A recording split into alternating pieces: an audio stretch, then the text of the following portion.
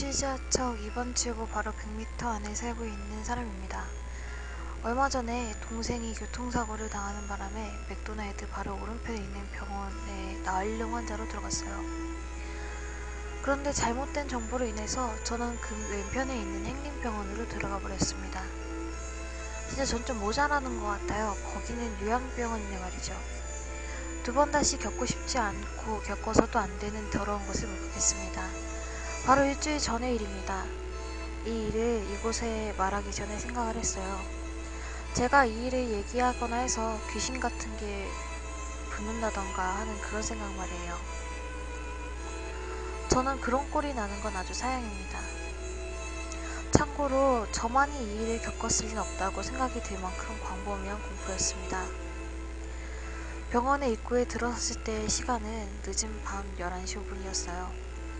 저는 부산대 앞에서 알바를 하고 마친 후여서 문자 확인을 늦게 했던 것이죠. 근데 전 그냥 저희 집에서 제일 가까운 병원이라서 행림병원으로 들어가 버렸어요. 문이 잠겨 있어서 경비 아저씨 도움으로 계단으로 들어갔죠.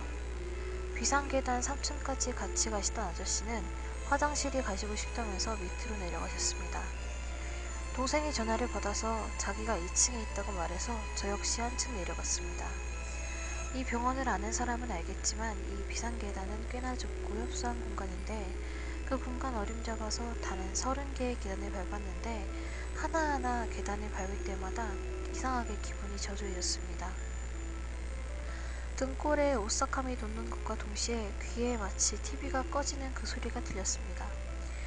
리모컨으로 혹은 전원을 켜는 그런 소리 말입니다. 순간 눈앞이 까매지고 마치 엎드려 있다가 갑자기 일어서는 그런 빈혈 증세의 느낌이 났습니다. 그리고 갑자기 코를 꿰는 쓰레기 냄새가 났죠. 눈앞이 까매지는 화면이 화악하는 소리와 함께 밝아졌습니다. 제 이야기는 정말 꿈이나 거짓말이 아닙니다. 그리고 바로 제 눈앞에 밝아진 계단 평평한 곳에 물웅덩이가 보였죠. 그 쓰레기 냄새는 점점 심해졌습니다. 몸은 꼼짝도 할 수가 없었죠. 제 느낌으로는 적어도 5분 정도는 몸이 굳어 있었던 걸로 기억을 합니다. 그러더니 갑자기 그러니까 저주 비디오라는 프로그램이라는 게 있는데 그 프로 중에 제목은 모르겠는데 더빙이라는 비디오였던 것 같습니다. 그 비디오 마지막 노이즈편에서 나오는 원한이 어린 여성의 얼굴을 아는 사람이 있을 것입니다. 그런 모습을 한 형체가 그 물웅덩이에서 홀로그램처럼 나왔습니다. 그 쓰레기 냄새는 여성의 모습이 나오자마자 선명해졌어요. 코가 떨어져 나가는 것 같았는데 너무 끔찍한 냄새였어요. 시체 냄새가 저럴까 싶었습니다. 공포보다는 너무 추웠어요. 처음에 그 여자의 홀로그램이 선명하진 않았습니다. 그러나 점점 선명해지더니 정말로 진짜 사람 같은 모습이 되었죠. 그 여자는 깨끗해진 얼굴로 씩 웃었습니다. 결코 미인이라고 할 수 없는 얼굴이었죠. 그러나 쓰레기 냄새에 비해서 꽤나 말끔한 차림새에 저는 공포감이 들지 않았어요. 단지 추웠을 뿐이죠. 저는 빨간색 포렌 패딩을 입고 있었는데 그 여자는 웃는 낯으로 제 옷의 로고 쪽을 바라보았습니다. 목소리는 놀랄 만큼 선명했던 걸로 기억합니다. 그거 벗어. 근데 저도 모르게 네? 하고 대꾸를 했더니 여자는 소리를 작게 내면서 웃더니 벗으라고 씨발려나 하고 말했습니다. 목소리는 침착하고 안정적이었죠. 결코 지직거리는 목소리가 아니라 꼭 사람과 대화하는 정도의 퀄리티였어요. 아, 예. 벗으니까 한결 따뜻해지는 게 아닙니까? 이때까지만 해도 저는 이 귀신이 분명히 나쁜 귀신이 아닌 것 같다는 생각을 하고 말았습니다.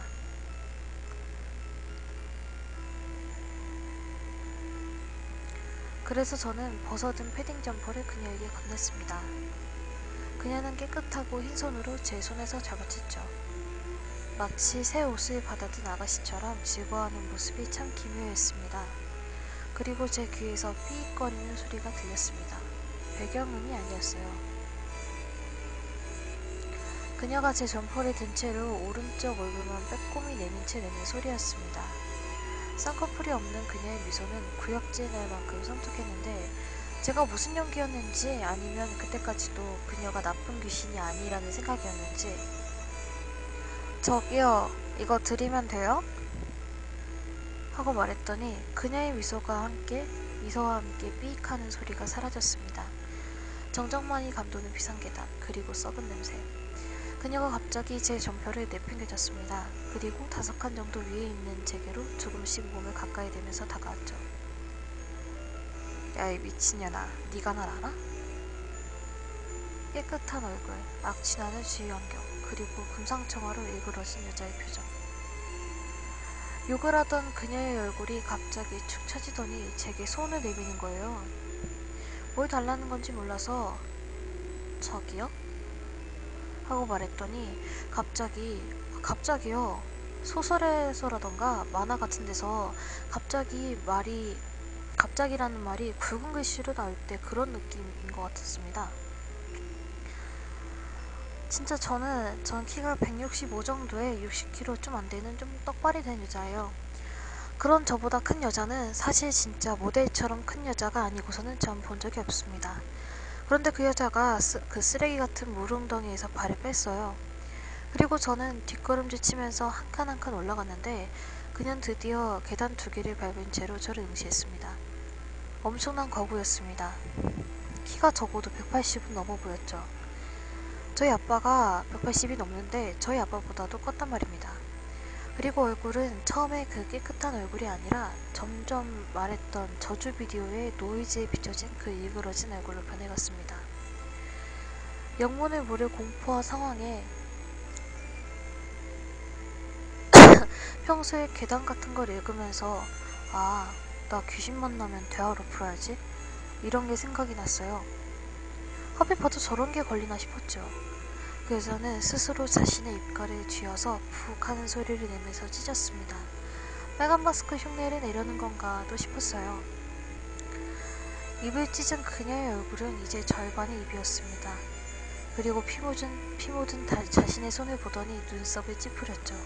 자기가 한 짓인데도 뭐가 마음에 안 드는 건지. 그리고 여전히 저를 향해서 몸을 구부린 채로 거구의 그 여자 귀신은 그제서야 저의 눈을 봤습니다.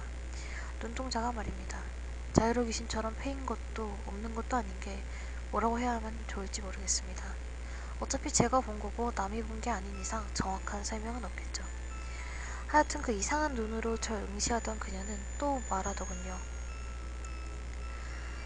네가 날 안다고 생각해? 그래서 말 거는 거야? 네 입도 찢어지면 어떨 것 같아? 난 널 모르지만 너가 밉다고. 난 죽었고 너 살았는데 네가 좋겠냐? 족같은 년아. 말해봐. 니는 너 시부리겠지. 속사포처럼 쏟아지는 그 폭언에 정신이 아득해졌어요. 산 사람한테 들어도 아득한 욕이 죽으신 분께 들으니까 황송했어요. 이상한 냄새가 나는 환경 속에서 썩어나는 입냄새에 썩어내 나는 말. 제정신이 유지될 리 없는 상황 속에서 저는 필사적으로 도망쳐야겠다는 생각부터 들었어요. 하지만 발이 얼어붙어서 꼼짝도 할 수가 없었죠. 그래서 빌었습니다. 죄송하다고 빌었죠. 제가 살아있고 그녀가 죽어있기 때문에 밉다는데 제가 어떤 미사의 얼굴을 붙이겠습니까? 제가 빌자 그녀는 제 쪽으로 수그린 몸을 일으켜 세우더니 찢어진 입가에 흐르는 피를 닦더니 다시 제 쪽으로 발을 들었어요. 전 떨리는 몸으로 계단을 한 칸 한 칸 뒤로 밟으면서 2층으로 향했죠. 전 필사적으로 더 크게 외쳤습니다. 죄송합니다. 죄송해요. 제가 잘못했어요. 가소로웠던 건지 아니면 정말 마음이 동했던 건지 모르겠지만 그녀는 제 쪽으로 다가오면서 잠깐 침묵하더니 입을 열었습니다. 네가 미운 건 내 탓이 아니야. 네가 잘못한 건 없는데 네가 미우니까 내가 어떡하지? 하긴 네가 나 아냐고. 모르지. 내가 어떻게 알겠냐고. 근데 그렇게 생각대로 뱉었다가 좆될 것 같아서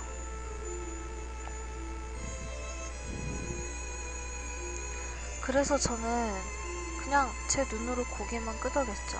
그러자 그녀는 옆쪽으로 수그려서 아까 집어던진 제 점퍼를 주더니 제게 건넸습니다.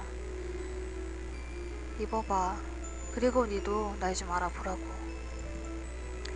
무슨 뜻이었는지 지금은 알았지만 그때는 이해가 안 됐었어요. 그리고 여전히 제게 내민 채로 거두어들이지 않은 손이 썩어 들어갔습니다. 아까도 말했지만 주변은 환했죠. 마치 불이 켜진 것처럼 말이에요. 그 썩는 모습이 정말로 저럴진 모르겠지만 내셔널 지오그래픽 같은 프로그램에서 꽃이 피고 지는 모습을 빠른 화면으로 보여주잖아요. 그런 스타일로 손부터 시작해서 그 깨끗한 얼굴이 썩어가면서 점점 뭉그러졌습니다. 그 악취는 이제 제 코를 마비시킬 정도였고 고작 일주일 전이라서 이런 이유가 아니라 너무나 강렬하게 제 뇌리 속에 박힌 장면이었고 그녀의 아스트랄한 욕설과 폭언은 토시 하나 잊혀지지가 않습니다. 지금 얘기하면서 생각하는 거지만 과연 제가 정말로 그 일을 겪었던 건가 하는 생각도 들고요. 그 썩어서 뭉그러진 소나기로 제 머리채를 잡고 그녀는 낮고 뜨겁게 욕을 속삭였습니다. 그리고 침묵하더니 또다시 음담패설을 쏟아냈죠. 토시 하나 잊혀지지 않을 서러운 음담패설에 전 눈물이 났어요. 그때 아마 울었지 싶을 것 같아요. 그리고 놀랍도록 괴로웠던 건 그녀가 제 머리를 쥐고 있었는데 그녀가 설명한 상황이 제 머릿속에서 동영상처럼 펼쳐지면서 자동 재생되면서 감상하고 말았습니다. 아버지와 붙어먹고 어머니를 죽이고 오빠와 붙어먹고 남의 남자 꼬시고 한편의 막장 드라마가 제 머릿속에서 펼쳐졌죠. 아직도 잠을 자면 저 꿈을 2번에 한 번꼴로 꿉니다.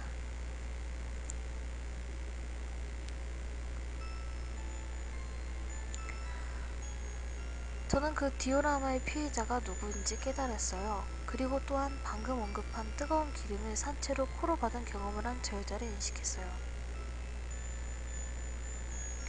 전 그만 주저앉고 말았죠. 계단이라 좀 아팠지만 꼭 참고 그녀의 하체를 부여잡았습니다. 그리고 꽉 끌어안았습니다. 냄새가 심했지만 참았죠. 잘못했어요. 죄송해요. 정말 진짜 죄송해요. 용서해주세요. 근데 제가 아니에요. 전 안 그랬어요. 놓으라고 이 씨발려나. 제가 자꾸만 용서를 비니까 그녀는 잠시 동안 침묵을 했습니다. 저는 필사적이었고 점점 더 몸에 힘을 주어서 끌어안았어요. 그러자 그녀는 몸을 수그려서 제 몸을 밀쳤습니다. 뭉그러진 손으로 절 밀어내면서 제 시선에 몸을 낮춘 그녀가 제게 제안을 했죠. 네 말고 딴 년 데려오면 넌 그 면상 더 들고 살 수 있을 것 같은데 어찌할래? 무슨 용기였을까요? 저는 고개를 저었죠. 그러자 종이가 구겨지는 소리를 내면서 그녀의 얼굴이 일그러졌습니다. 제가 거절을 하니까 일그러진 얼굴을 한 채로 자신이 찢은 입으로 웃었습니다. 소리도 없이 말이죠. 얼마나 끔찍한지 모르겠습니다. 저는 그림으로 그리라고 해도 못 그릴 만큼 끔찍했어요. 그리고 전 난생 처음 20년 넘게 살면서 처음으로 느낀 살기에 당황을 했죠. 등골이 오싹한 것도 아니었습니다. 그 살기는 목덜미와 관자놀이가 바늘을 찔린 듯한 느낌이었어요. 그녀는 제게 시선을 여전히 고정한 상태였습니다. 저는 무슨 용기였던 걸까요? 입을 뗐죠. 제가 빌게요. 이러지 마세요. 아주 주제넘게도 말을 하는 귀신에게 딜을 하다니 전 진짜 등신이었던 것 같아요. 낮고 뜨겁고 한편으로 서글픈 목소리가 저에게 사형을 선고했죠. 그럼 죽어. 라는 말과 동시에 불이 뚝 꺼졌습니다. 그 좁고 협소한 공간이 순식간에 광장처럼 넓음을 느꼈습니다. 전 달아나야 한다는 생각만 들었어요. 하지만 계단에 무릎이 꿇린 채라서 몸이 움직여지질 않았죠. 공기 중에 손을 빠르게 움직이면 바람 소리가 났습니다. 그런 소리와 함께 서슬퍼런 칼날 소리가 나면서 제 코를 향했죠. 그런데 정말로 살았습니다. 화장실이 가시고 싶다 하던 경비 아저씨께서 다시 2층으로 올라오시느라고 감지 센서로 불이 켜진 거예요. 아가씨, 아직 거기 있어요? 아저씨는 2층에서 절 찾더니 제가 보이지 않자 다시 비상계단 쪽으로 오셨고 제가 고함을 질렀어요. 아저씨, 저 여기 있어요. 목이 찢어져라 말입니다. 아저씨가 보신 모습은 가관이었을 것 같아요. 계단에 무릎도 꿇고 있고 게다가 눈물콧물 몽땅 짜고 있었으니까 말이죠. 제가 처음에 더럽고 두려운 일을 겪었다고 처음에 언급을 했었는데 그리고 전 살았습니다. 그런데 여기서 끝이 아니었어요. 전 경비 아저씨와 함께 동생의 병실로 가지 않고 1층 프론트로 내려와서 한 층의 불을 모두 켠 채로 커피를 마셨습니다. 전 아저씨한테 제가 겪은 일을 위에 말한 것처럼 똑똑히 말을 했죠. 바지가 좀 축축해서 불쾌했지만 병원 특유의 청결하고 코가 찡한 냄새 덕에 견딜만 했습니다. 아까의 쓰레기 냄새를 맡았던지라요. 제 이야기를 듣던 아저씨는 한숨을 쉬면서 제가 많이 피곤한 것 같다고 말씀을 하셨습니다. 자기한테 저만한 딸이 있는데 자기 딸도 피곤하면 헛것을 본다고 말이죠. 너무 상태가 안 좋은 것 같으니까 그냥 오늘은 돌아가고 내일 낮에 오느라는 말과 함께 제 손에 유모차를 쥐어주셨습니다. 저 역시 이 병원에 더 이상 있고 싶지 않아서 아저씨가 열어주신 정문으로 나가서 편의점 앞에 건널목을 지나 애니카랜드 쪽으로 걸어갔습니다. 애니카랜드 쪽에서 꺾어 내려가면 어떤 마트가 있는데 여기 밑으로 내려가면 또 작은 슈퍼가 있는데 저는 그 슈퍼 건물 3층에 삽니다. 전 애니카랜드 쪽에서 꺾어서 경사로 터들터들 걸어갔어요. 휴대폰을 확인하니까 기가 막히게도 시간은 고작 11시 30분이었어요. 병원에 들어간 시간이 11시 5분이었는데 그 끔찍한 드라마는 고작 20여 분이 지나지 않았던 거예요. 제가 무서운 이야기를 참 좋아하는데 저번에 어떤 사람이 가위에 눌렸었는데 엄청나게 시간이 많이 지났다고 느꼈는데 눈 떠보니까 1시간 정도밖에 지나지 않았다는 글을 읽었는데 정말 공감이 갔습니다. 그리고 코너를 돌아서 집으로 들어가려고 1층 현관을 지나는데 아까 병원에서 그녀를 만나기 직전 들었던 TV가 켜지는 소리가 팍 하고 났습니다. 아직 끝나지 않은 거였죠. 그 소리와 동시에 제 귓가에는 욕설이 속삭여졌습니다. 드디어 기절했던 것 같았어요. 눈을 뜨니까 제 방이었어요. 아침에 출근하려고 했던 아빠가 절 보고 데려온 모양이었죠. 아빠는 안 계셨고 집도 비어 있었어요. 동생은 부공여중에 재학을 하고 있었고 졸업식이었기 때문에 병원에 입원한 동생에게 안 와도 된다는 말을 전해달란 쪽지가 있었어요. 저도 입원한 동생에게 가기 위해서 일단 세수를 하고 옷을 갈아입으려고 몸을 일으켰어요. 그러니까 갑자기 제 관자놀이가 쑤셔오는 거예요. 이 느낌은 분명히 병원에서 그 여자 소나기에 잡혔던 느낌인데 말이에요. 전 온 힘을 다하면서 머리를 흔들었습니다. 그리고 뿌리치고 괜히 무서우니까 노래도 하고 헛소리를 해댔습니다. 큰 소리로 아, 내가 진짜 힘이 넘친다니까. 우리 보경이 졸업식에 가야 되는데. 거실을 마구 걸어다니면서 스트레칭을 했죠. 그렇게 5분을 뛰어다니다가 지쳐서 한숨을 크게 쉬고 TV를 켰습니다. 그리고 휴대폰을 보니까 시간은 10시였죠. 슬슬 출발해야 동생 졸업식에 늦지 않는 시간이었습니다. 그래서 얼른 씻고 화장을 하고 옷을 갈아입었죠. 제 방에 있는 전신 거울로 옷매무새도 확인하라고요. 근데 제가 잘못 봤던 걸까요? 거울 뒤에 그 썩어 문드러진 손가락 2개가 보이는 거예요. 제 머리를 쥐고 있었어요. 손만 제 거울에 비춰지고 있었죠. 고개를 돌려서 팍 하는 소리와 함께 뒤를 돌아보았습니다. 그 여자였어요. 제 침대의 한쪽으로 기다랗게 누워서 절 쳐다보고 있었죠. 말없이 말입니다. 썩은 냄새와 악취, 그리고 말로 표현할 수 없는 그 눈동자. 그 병원에 갔던 날짜는 바로 제 동생, 그러니까 둘째 졸업식 바로 전날이었어요. 약 일주일에서 2주 정도 지난 건데 그 후로 저는 그녀의 시선에서 벗어나지 못할 채입니다. 도대체 뭐에 마음이 동한 건지 특별한 해코지도 없었어요. 단지 저를 그 기묘한 눈으로 보고 관찰할 뿐이었죠. 집에 가족들이랑 함께 있어도 소용이 없었어요. 아빠한테 사실을 이야기했더니 아빠가 경비 아저씨와 같은 반응을 보이시는 거예요. 제가 정신이 있냐 없냐면서 정신 좀 차리라고 말이에요. 동생 2명한테 이야기를 해주니까 질린 듯한 표정으로 들어주기만 하더라고요. 큰언니는 너무 겁이 많아서 예민한 것 같다고요. 지금 저는 집 앞에 가까운 PC방입니다. 이 동네엔 가까운 PC방이 이곳뿐이죠. 그래서 여기에서 이 글을 쓰고 있습니다. 지금은 그녀가 절 보고 있지 않는 것 같습니다. 그녀의 몸을 휘감은 그 쓰레기 냄새가 나지 않으니까 말이죠. 잠을 자려고 누우면 그녀의 숨결이 느껴집니다. 가위에 눌리는 경험은 종종 있습니다. 하지만 가위는 이거에 비하면 양반이죠. 전 제발 차라리 가위랑 그녀와의 동침을 교환하고 싶습니다. 이 여자는 저한테 바라는 게 뭘까요? 그리고 전 왜 이렇게 재수없게 걸린 걸까요? 저 말고 다른 여자를 데려갈 걸 그랬나 싶기도 합니다. 생각한다고 되겠나 싶지만 전 지금 혼란스럽죠. 두렵기도 하고 그때 보고 들은 드라마의 스토리상 전 대체 어떤 역할이 되어야 하는 건지 예상이 돼서 더 괴롭습니다. 사람은 본 것만 믿는다고 하죠. 그래서 저는 제가 지금 보고 듣고 지금까지도 경험하고 있는 이 끔찍하고 더러운 상황에 대해서 진짜라고 확신을 하고 있죠. 조만간 무당이나 절에 가볼 생각입니다. 하지만 저는 아직 아는 것도 없고 천주교 신자인지라 조금 꺼림칙합니다. 신부님께 보일 생각도 했었죠. 하지만 이상하게 일요일만 되면 기가 막히게 늦잠을 자는 거예요. 물론 꿈속에는 그녀와의 디오라마가 펼쳐지고 말입니다.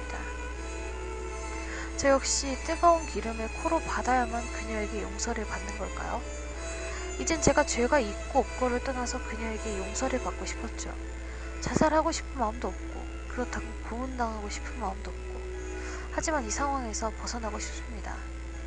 어디서부터 잘못된 걸까요? 병원에 들어선 그 순간부터일까요?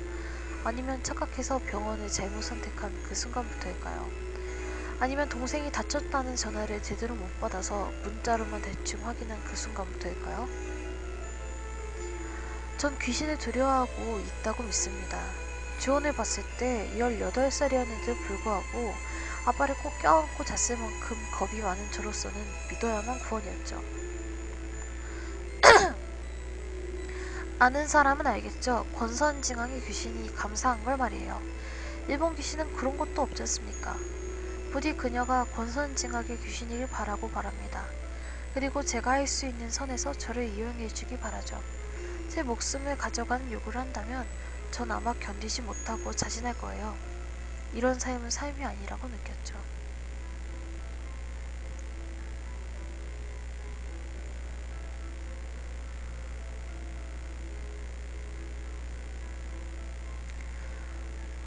아무튼 제가 봤던 그 동영상의 내용은 이랬습니다. 그 여자 귀신은 아버지에게 강제로 간당하고 그 범죄를 알고서도 아버지가 무서워서 자신을 지켜주지 않은 어머니를 증오하다가 결국 찔렀습니다. 이러다가 여기 중간 내용은 조금 그렇네요. 좀 그런 내용이고 결론은 무슨 고문을 당해요. 그녀를 감금해서 고문을 했는데 고문 중에서 하이라이트는 끓는 기름을 코에 붓는 거였습니다. 고함도 못 지르고 코와 목에 뜨거운 기름이 지글지글 들어가면서 고소한 냄새가 났습니다. 그리고 그녀의 사체에 남자와 접대부가 이것저것 약품 처리를 하다가 포기했는지 포대기에 담아서 차에 담았습니다. 제 시점은 동영상, 즉 3인칭 시점이었기 때문에 알 수 있습니다. 그 차는 광안리로 향했죠. 트렁크에 담긴 그녀를 옮기면서 남자는 계속 시발년이라고 계속 쉬지도 않고 시발시발 거렸습니다. 그리고 어딘진 모르겠는데 광안리에 보면 놀이공원 비슷한 게 있는데 그쪽 방파제에 포대기를 버렸습니다. 그리고 동영상의 화면이 꺼졌죠. 전 지금도 생각을 하고 그 전에도 생각을 한 건데 그 남자와 접대부 둘 다 좀 미쳤던 것 같습니다. 그리고 이틀 전에 일요일 저는 시간을 내서 광안리로 갔죠. 그때 본 화면의 장소로 갔습니다. 별다른 현상도 없고 느낌도 없었습니다. 단지 칼바람이 매서웠을 뿐이었죠. 그리고 다시 집에 들어오자 현관 앞에서 저를 맞이한 그녀의 모습. 참고로 처음 집에서 본 그녀의 모습은 병원에서 본 마지막 그녀의 모습이었습니다. 결코 이쁘다고 말할 순 없지만 깨끗한 피부에 가녀린 팔다리, 긴 롱원피스는 갈색입니다.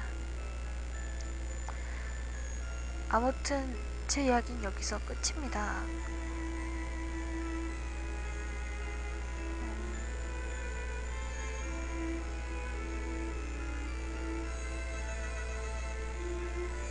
그리고 제가 언급한 저주 비디오와 그녀가 제 머릿속에 흘러나오신 동영상은 다릅니다.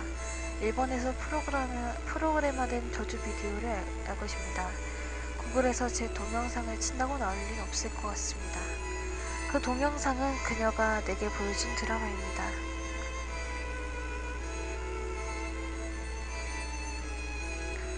그리고 지금은 집 앞의 컴퓨터입니다. 제 옆엔 그녀가 두 팔을 늘어뜨린 채로 저를 뚫어져라 보고 있죠.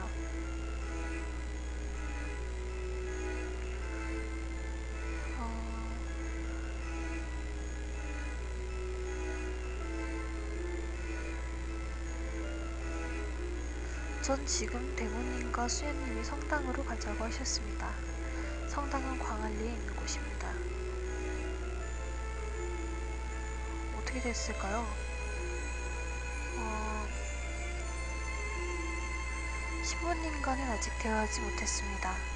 내일 아침 일찍에 새벽 기도할 때 뵙기로 했고 알바 마치고 나서 아빠한테 연락이 왔습니다.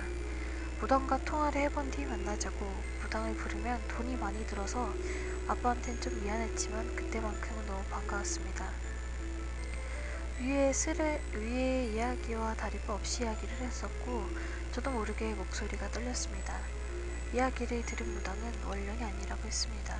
그러나 악령인 것 같으니까 제 몸 상태를 체크하고 싶다고 했습니다.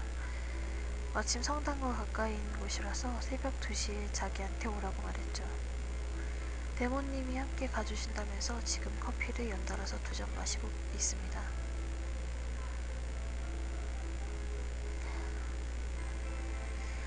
저에게 무당은 말했습니다. 그런 식의 악령이 존재하긴 하는데 대체로 남자면서 여자 귀신은 음기가 강해서 그런 류의 악령이 되는 일이 드물다고 합니다. 무당은 제게 지금 패인 영혼의 상처가 시급하다고 말했고 얼른 조상신께 제사를 드렸어요. 일단 가장 중요한 건 저의 영혼과 제 자손의 영혼이라고 했습니다. 제 후손도 저 귀신의 타겟이라는 거죠. 그래서 땀나는 것도 모르고 6시 반까지 제사를 지냈습니다. 그리고 그동안 배가 고픈 것도 졸린 것도 몰랐던 제가 허기를 느껴서 김밥천국에 가서 밥을 먹고 난 뒤에 무당과 함께 집으로 향했죠. 집엔 아빠가 계셨습니다. 아빠 역시 목요일엔 무당과 만나기로 한 터라서 일을 뺀 상태였죠. 제가 배를 누르자마자 무당이 자신이 먼저 들어가겠다고 합니다. 전 그냥 알았다고 했죠. 문이 열리니까 아빠랑 그리고 뒤에는 그때 제가 집을 나설 때랑 똑같은 자세를 하는 그녀가 있었습니다. 고개만 현관 쪽을 향한 채 말입니다. 입이 웃고 있었습니다. 굳이 이미지를 떠올리기 쉬우라면 Feel My Violet Blood라는 홈페이지가 있습니다. 몇 년 전에 자주 가던 꽤나 이름 있는 블로그인데 그곳에 있는 이미지와 몹시 닮았습니다. 그리고 아까 무당이 새벽에 설명한 것 중에 이런 말이 있습니다. 그 악령은 대체로 동정심을 유발하는 행위를 해서 그 타겟의 생기를 어느 정도 치취를 한 다음에 몸을 가지고 논다고 합니다. 여기서 가지고 노는 행위는 여러 가지인데 몸을 빼앗거나 혹은 그 몸을 놀라게 하거나 괴롭게 하는 등의 행동이 포함된다고 합니다. 아무튼 집에 도착한 그녀의 모습이 말입니다. 진짜 간 떨어질 뻔했는데 텔레포트를 했습니다. 제가 요즘 웬간하면 안 놀랬었어요. 하도 그녀가 제 심장을 내리누른 터라서요. 그냥 다 그까짓 거 수준이었는데 역시 공포의 포인트는 갑자기 사라지는 거였어요. 하물며 그녀가 몸을 날린 곳은 바로 제 코앞이었어요. 눈이 너무 이상하단 말이었죠. 너무 무서워서 몸이 꼼짝 할 수가 없었어요. 그러자 무당이 신발을 벗은 뒤에 그녀를 불러세웠죠. 야, 너 임마 여기 그 꼴로 나다녀? 귀신은 대답도 없이 초점을 뒤로 살짝 돌린 채로 무당 쪽을 향했던 것 같습니다. 눈동자가 없으니까 알 수가 있나요? 너 남의 배 훔쳐다가 여기서 뭐하는 짓거리야? 더러운 짓 하지 말라고 그랬지. 도대체 언제 또 남의 물건 훔쳐다가 사기를 쳐? 너 그 백 주인 아저씨한테 어쩔 거야? 어쩔 거냐고. 좋은 말로 할 때 돌려줘. 그리고 너 일로 보다? 그 귀신은 비동 없는 자세로 있다가 몸을 쓱 이렇게 세우더니 마치 사람처럼 여유롭게 거실을 향해서 걸어갔습니다. 전 주저앉을 뻔했지만 상황 파악이 좀 된 아빠가 저를 부여잡았죠. 그러더니 그녀, 아니 대화 내용으로 모든 걸 파악한 저는 더 이상 그 귀신을 그녀라고 부를 수가 없었어요. 귀신은 휘죽휘죽 웃으면서 충청도? 전라도 특유의 늘어진 말투를 하면서 지금까지와는 다른 사투리를 했습니다. 왜? 어차피 양양도 노리던 거 나라도 못할 수 있어? 그럼 좀 어때? 내가 좀 가질 수도 있지. 가질 수도 있지. 야, 너 그 백 돌려줘. 그게 뭔 꼬라지야. 안 그래도 못된 게 사기까지 쳐? 얼른 일이네. 어디 남자애가 여자애 백을 훔쳐다 끼워 넣어. 달라고. 싫은데? 내가 먹은 건데 왜 줘야 돼? 제가 저 대화를 들으면서 모든 상황 정리가 파악하고 됐습니다. 저 귀신은 제게 보여준 동영상의 주인공의 혼과 백 중에서 백을 빼앗았었고 그 백으로 그 피해 여성의 모습을 훔쳐 입은 것이었어요. 뭐 확실하지 않을 수도 있지만 제 판단은 그렇습니다. 이제 와서 상황 정리가 됐죠. 어째서 그녀가 보여준 동영상의 배경과 출몰한 곳이 일치하지 않았는지요. 좌우지간 무당과 귀신의 대화는 꽤 오래 이어졌습니다.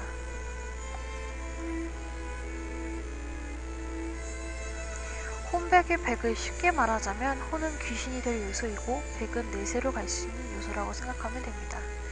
그리고 아무튼 무당은 주머니에서 작은 단도를 꺼내더니 양손으로 부여진 채로 주문을 외웠습니다. 뭐 요리요리 어쩌고 뭘 하는지 알아들을 순 없었고 폼새가 밑에 마법집만 있으면 완전 만화나 소설이었어요. 좀 쪽팔리기도 하고 오그라드는 게 없지 않아 있었죠.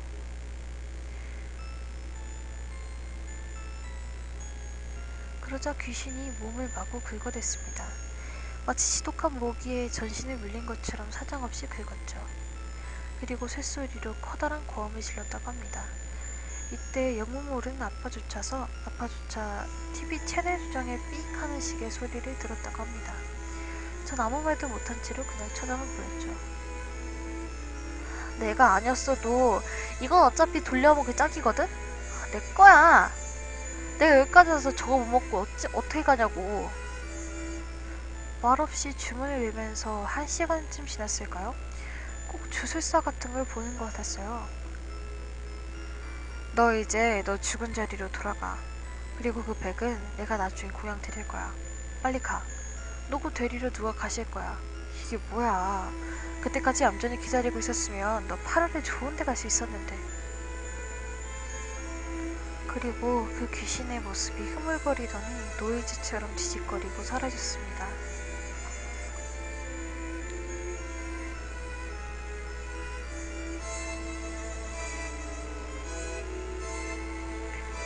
저는 지금 아르바이트하는 곳 3층 카페입니다. 그저께 모든 일이 끝났다고 살아있는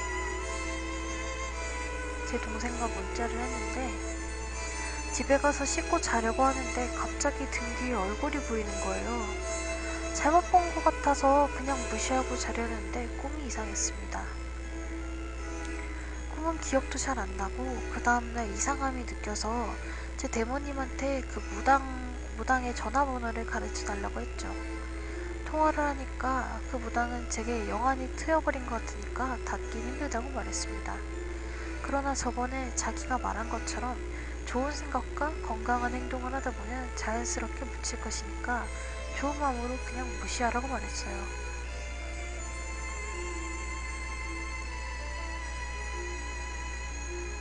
정말 제가 알바하는 곳은 부산대 정문 쪽이에요. 정말 미칠 것 같습니다. 저 머리들, 와, 눈알이 빽빽합니다. 그렇게 비싼 돈을 들였는데 아버지에겐 차마 말도 못하겠습니다. 그곳은 지금 내 눈에는 고어물 이미지 게시판 같습니다. 일할 때 밖을 볼 때마다 아랫배가 차가워지죠.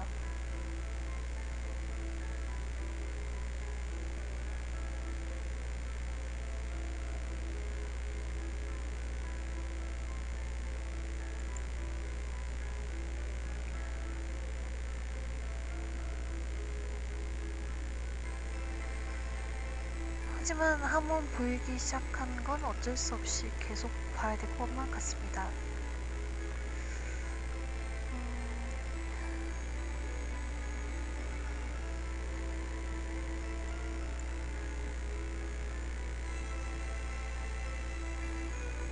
저는 내일 부산대학교 지하철역 오후 3시부터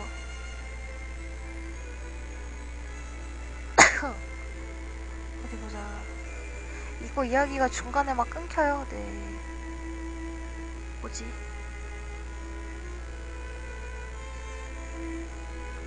아.